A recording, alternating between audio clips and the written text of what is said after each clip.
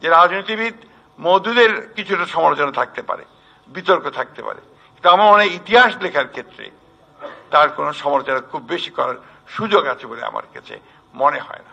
Barrister Moudud আহমেদের শেষ সময়, এটা কাকতালীয় ব্যাপার হতে পারে, তিনি যখন সিঙ্গাপুরের মাউন্ট এলিজাবেথের হাসপাতালে, তখন আমিও সিঙ্গাপুরে কোভিডের সময় আরেকটি হাসপাতালে অবস্থান করছিলাম। আমি অনেকবার চেষ্টা করছি সেই সময় কোন রকমে ব্যারিস্টার সাহেবের সঙ্গে একবার দেখা করা যায় কিনা, কিন্তু তখন সিঙ্গাপুরে যে আইন ছিল, যে সমস্ত বিধানগুলো ছিল, তাতে করে কোভিডের কারণে আমরা কারোর সাথে দেখা করতে পারিনি। ব্যারিস্টার মওদুদ আহমেদ এই দেশের রাজনীতিতে সত্যি একটা বিচিত্র ধর্মী পুরুষ। আমি এত ডিটেলস বলতে চাই না, দু একটা ঘটনা বলতে চাই।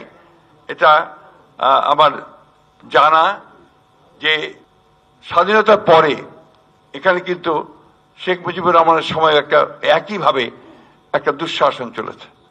একদলীয় শাসন ব্যবস্থা তৈরি করার আগের যে ঘটনাগুলো চলেছে, রক্ষী বাহিনী তৈরি করা হয়েছে, মানুষকে নির্যাতন করা হয়েছে, নিপীড়ন করা হয়েছে। খুলনার শান্তি সেন কমিউনিস্ট নেতা, তার স্ত্রী, তার শ্যালিকা এবং হানুফা বেগম নামে আরেকজন কমিউনিস্ট কর্মীকে রক্ষী বাহিনী গ্রেফতার করেছিল।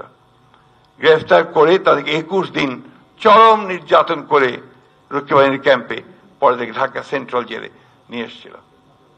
ব্যারিস্টার মওদুদ আহমেদ সেদিন আছে ইয়াং লয়ার, তিনি হেভিয়াস কর্পাস করে, এবং তখন দেবেশ ভট্টাচার্য জজ ছিলেন, তাদেরকে ওই কোর্টে হাজির করে তাদেরকে তিনি মুক্ত করার ব্যবস্থা করেছিলেন।